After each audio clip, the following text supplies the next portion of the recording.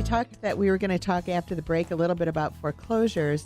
And really what I wanted to talk about was the difference between a foreclosure and a short sale and what it does to your credit, what it does to, the amount that you owed the bank and all of that.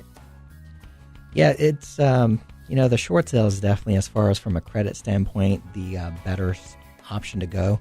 It allows you to be able to basically walk away, and in most cases we get the deficiency balance waived, and allows you to basically move forward without having somebody come after you for that money that the banks didn't collect.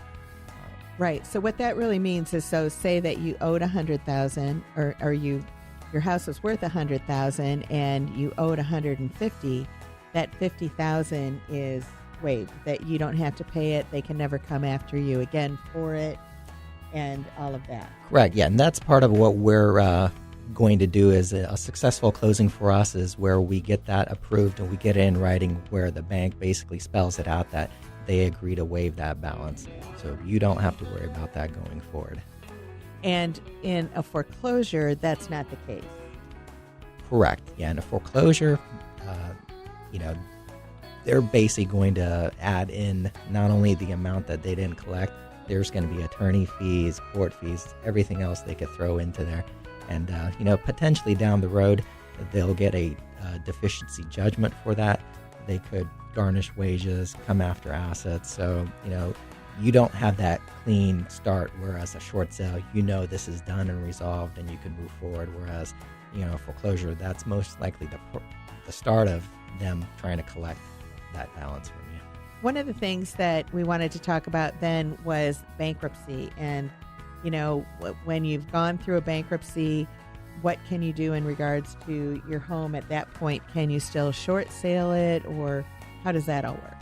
Absolutely. I get a lot of folks that, go into a bankruptcy and they basically just forget about the property. They think everything's done and over with, but, that property is still in their names. Even after the bankruptcy, it takes a while for the lender to foreclose on it. So you don't know what could happen. You could get a squatter in there. Somebody could get injured on the property. So there's still a liability for that homeowner.